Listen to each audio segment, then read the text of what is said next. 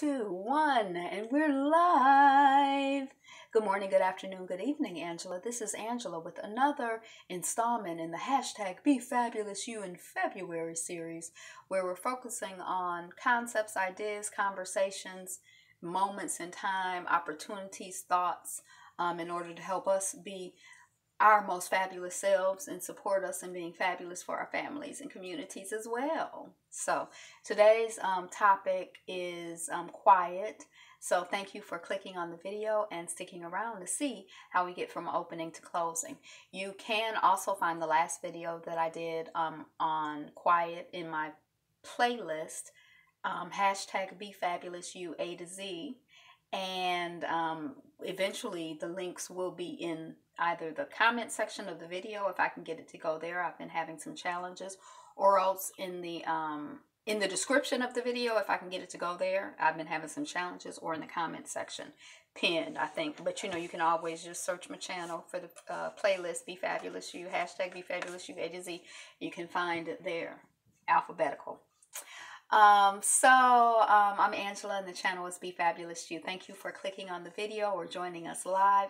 It's going to be a quick and a quiet conversation today.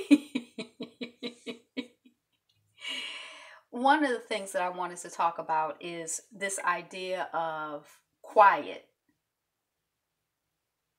and the fact that quietness is actually like not necessarily an absence of noise, because there's always something going on.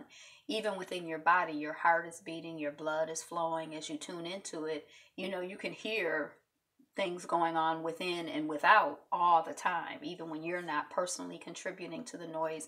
Even when your TV's not on, your radio's not on, there's always stuff going on.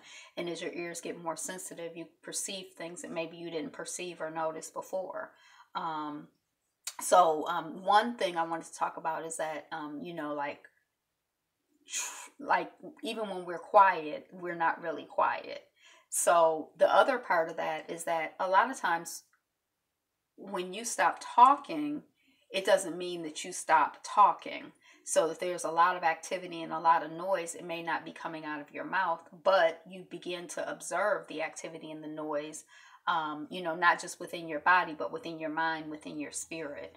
And so, you know, kind of taking a moment for silence, 5 moments for silence, 15 moments for silence, an hour for silence, just as an opportunity to begin to or continue to observe, you know, kind of what's going on with you and connect with what's going on and be alert to what's going on. It's a blessing and a gift. And it's a soothing, my experience is that it's very soothing and calming. And it's like an insight and a realization, like, oh, who knew? You know, even in quietness, there's so much noise. So that's one thing. The other thing I wanted to talk about is my experience on my silent meditation retreat. So the one thing is that I started to notice all of the noise in my head and in my thoughts and in my consciousness that I hadn't noticed before. And then also I began to be able to filter what I said more. I don't think I've ever been like just real reckless around the mouth, but some of the things that I would have thought that I would have said when I was in the context of being quiet and I didn't say, you know, it just kind of gave me an opportunity to process that stuff differently and to look at it a little bit differently. And so even though I was a little anxious about like, oh my gosh, being quiet for 9 days, or it was actually 9 days, it's a 10-day retreat, but you're only quiet for 9 days. But I didn't know going in 9-10 days, that's still a long time to be quiet. You know, there wasn't really, dang, someone went up the stairs and it distracted me. You know, it just kind of gave me an opportunity to be more tuned into what I'm saying and what I'm not saying, and to be able to make more choices there. So that's a benefit of the practice. And it seems like there was one other thing that I was thinking about when I was thinking about silence and quietness. and I can't think of what it is. So I'm going to let it go. I'm going to let it go. I'm going to let it flow. Do you have a practice that involves being quiet or silent?